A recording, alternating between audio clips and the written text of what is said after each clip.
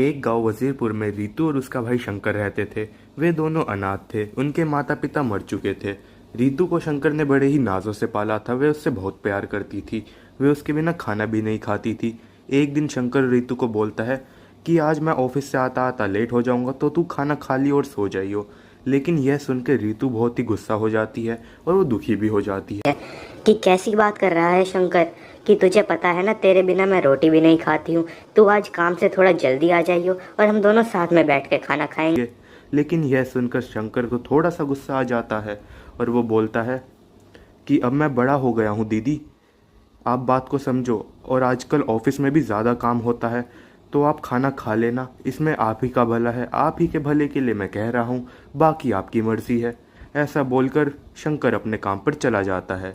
तभी पड़ोस वाली ताई उनके घर आ जाती है और वो रीतू को कहती है कि अरे रीतू, कब तक तू परेशान होती रहेगी? अब शंकर बड़ा हो चुका है, वो तेरी बात नहीं मानेगा। तू भी उससे थोड़ा दूर रहने की आदत डाल ले, वो तेरे लिए अच्छा होगा। तो यह सुनकर रीतू कहती है कि अरे ताई, आप बात तो बिल्कुल ठीक कह रहे हो, लेकिन मैं प्यार ही इतना ज़्यादा करती हूँ अपने भाई से, उसके बिना रहा ही नहीं जाता। खैर छोड़ो फालतू की बातें, मैं आपके लिए चाय बना कर लाती हूँ। ऐसा बोल के रीतू किचन में चली जाती है ताई के लिए चाय बनाने। उसी शाम को शंकर घर लौट रहा था। घर लौटते समय उसे उसका दोस्त मिलता है। चिंटू शंकर से बोलता है, अरे यार शंकर, मैंने और मेरे दोस्तों ने मेरे घर पे पार्टी रखी है, तू भी आना, मज़े करेंगे। तो शंकर बोलता है कि नहीं यार, आज काम से थोड़ा जल्दी आ गया, घर पे रीतू बैठी होगी, मेरा इंतज़ार कर रही होगी, मैं नहीं आता, तुम कर लो, मैं फिर कभी आऊँगा तुम्हारे पास, अभी मेरे को मेरी बहन के पास जाना है। उसी दौरान उनका दोस्त पिंटू भी वहाँ जाता है और शंकर की सारी बात सुन लेता है और वो कहता है, हे, अरे यार शंकर, तू अभी बीच बच्चा है क्या? कब बड़ा होगा तू? कब तक अपनी बहन के साथ रहेगा पल्लू पकड़े हुए उसका? यह सुनकर शंकर को थोड़ी शर्म आ जाती है और वह भी उन दोनों के साथ पार्टी करने चला जाता है। वहाँ पे पार्टी में सब मज़े कर रहे होते हैं और सब दारू पी रहे होते हैं। तो चिंटू और पिंटू शंकर को भी दारू पीने को कहते हैं, लेकिन शंकर इनकार कर देता है और कहता है कि ये हमारे शरीर के लिए हानिकारक है, तुम भी मत पिया करो।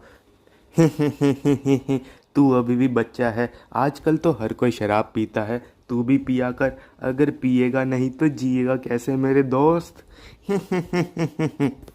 अरे शंकर यार, तेरी बहन है तो वैसे बहुत सुंदर, अगर तू मेरी उससे शादी करा दे तो मज़ा आ जाएगा।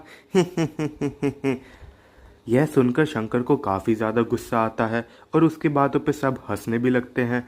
तो शंकर को गुस्सा आता है और वो कहता है कि तुम कैसे दोस्त हो?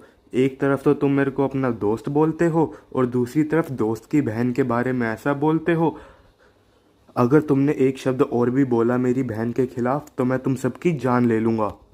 शंकर की बातें सुनकर चिंटू को और उसके दोस्तों को गुस्सा आ जाता है और वो शंकर को बहुत मारते हैं। वो उसको इतना मारते हैं कि शंकर बेहोश हो जाता है। तो चिंटू थोड़ा नज़दीक आता है शंकर के और कहता है, अरे यार पिंटू, इसकी तो सांसें ही नहीं चल रही, मेरे को लगता है ये मर गया। और वो बहुत घबरा जाता है। तो पिंटू कहता है, अरे हाँ यार चिंटू, मेरे को भी लगता है मर गया। गांव वालों के आने से पहले हमें इसकी लाश को ठिकाने लगाना पड़ेगा, तभी हम बच पाएंगे। फिर चिंटू, पिंटू और उसके दोस्त शंकर को एक कब्रिस्तान में गाड़ कर वहाँ से चले जाते हैं। रितु पूरी रात घर के बाहर बैठी शंकर का इंतज़ार कर रही होती है। अगली सुबह आशा ताई घर पे आती है और रितु को परेशान पाकर उसको कहती हैं, अरे रितु, तू चिंता मत कर, शंकर आता ही होगा, जवान है वो। और जवान बालक अपने दोस्तों के पास बैठ जाते हैं, ये उम्र ही ऐसी होती है, तू चिंता मत कर, वो आ जाएगा। तो यह सुनकर रितु को गुस्सा आ जाता है और वह कहती है, आने दो, आज उसको बहुत बड़ा हो गया है ना, वो दो चांटे लगाऊंगी तब उसको अकल आएगी। लेकिन रितु को क्या पता कि उसका प्यारा भाई अब कभी नहीं आने वाला है। ऐसे ही कुछ दिन बीत जाते हैं और रितु का भाई नहीं आता। तो रितु भी उदास सी रहने लगती है। अब रक्षाबंधन भी नज़दीक था। तो एक दिन रितु की दोस्त उसके घर आती है। अरे मेरी दोस्त रितु, कैसी है तू? आज तो रक्षाबंधन है, कैसी राखी लाएगी तू अपने भाई के लिए? ज़रूर सोने की राखी लाती होगी। लेकिन यह सुनकर रितु रोने लग जाती है। तो रितु की दोस्त भी घबरा जाती है और रितु की दोस्त कहती है, अरे बाबा तू रो मत, तेको जैसी राखी लानी हो तू वैसी राखी लाइयो, बस तू रो मत यूँ। तो रितु कहती है, अरे पगली, मैं इसकी वजह से नहीं रो रही हूँ। फिर वो सारी शंकर की बातें रितु को बताती है। तो रितु कहती है कि अरे यार रितु, तेरा भाई तेरे से बहुत प्यार करता है, वो इस तरह तेरे को छोड़ेगा नहीं। ज़रूर उसके साथ कुछ गलत हुआ है, तुझे उसे ढूंढना चाहिए, ज़रूर वो किसी न किसी मुसीबत में है। तो यह सुनकर रितु का भी थोड़ा गुस्सा शांत होता है और वो शंकर को ढूंढने निकल जाती है। काफ़ी भटकने के बाद भी रितु को शंकर नहीं मिलता। तो वो बोलती है, हे भगवान, बस अब आप ही रास्ता दिखा सकते हो। और वो थक हार के एक मंदिर के बाहर जाकर बैठ जाती है। जब वो मंदिर के बाहर बैठी हुई थी तो एक साधु बाबा रितु के पास आते हैं और उसको कहते हैं, क्या हुआ बेटी, तुम क्यों दुखी हो रही हो। रितु सारी बातें बाबा को बताती है और बाबा रितु से प्रसन्न हो जाते हैं कि उसके भाई के प्रति उसके में इतना प्यार है। तो वो रितु की बातें सुनकर और रितु से प्रसन्न होकर वहीं पर अपना ध्यान लगाने की कोशिश करते हैं और थोड़ी देर बाद वे वहीं पर अपना ध्यान लगाकर बैठ जाते हैं। इस बीच रितु भी उनको देखती रहती है और बाबा जी ध्यान से उठते हैं और रितु को कहते हैं कि तुम्हारे गांव में जो कब्रिस्तान है, तुम्हें वहां पे जाना चाहिए।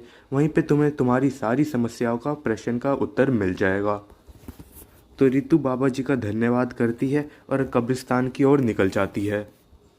जब तक रितु कब्रिस्तान में पहुंचती है तब तक काफ़ी ज़्यादा रात और अंधेरा हो गया था, लेकिन रितु शंकर की वजह से किसी भी चीज़ पर इतना ध्यान नहीं देती और परवाह नहीं करती। अरे यहाँ तो काफ़ी ज़्यादा अंधेरा है, लगता है बाबा जी ने मेरे साथ मजाक किया है और मेरे से झूठ बोला है। जब रितु घर जा रही थी तो उसको ठोकर लगती है और वो गिर जाती है। जैसे ही वो गिरती है तो उसको थोड़ी दूर कब्र से आता हुआ बाहर एक हाथ दिखता है और वो पहचान जाती है कि यह हाथ तो मेरे भाई शंकर का है। तो वो उसके पास जाती है और वहीं पर बैठकर रोने लग जाती है। तो वो उसके पास बैठकर रोने लगती है कि क्या हो गया है मेरे भाई को, किसने उसकी ये हालत करी है। तभी उसको याद आता है आज रक्षाबंधन है।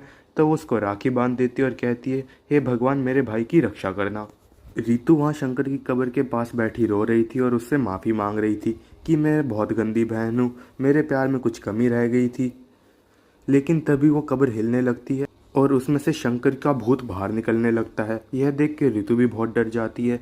तो शंकर का भूत रितु को कहता है कि अरे मेरी बहन रितु, मैं तो बस यहाँ तेरा ही इंतज़ार कर रहा था कि कब तू आए और मैं अपना बदला लेने जाऊँ। एक बार तुझसे मिलना चाहता था, फिर पता नहीं अगले जन्म में कहाँ होऊंगा। यह बोलकर शंकर का भूत वहाँ से निकल जाता है।